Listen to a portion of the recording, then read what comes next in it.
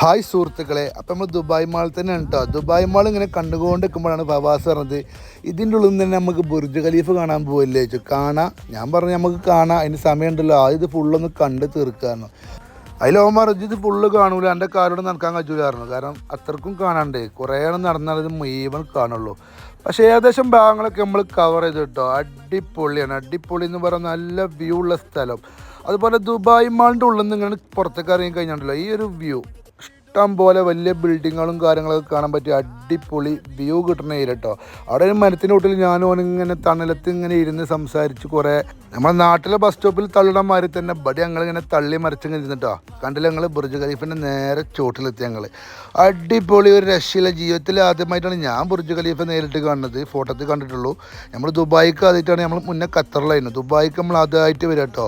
ഇവിടെ പല പല രാജ്യക്കാരെ അങ്ങനെ കാണാൻ കഴിഞ്ഞു. നമുക്ക് ഇത് കാണാനായിട്ട് വരുന്ന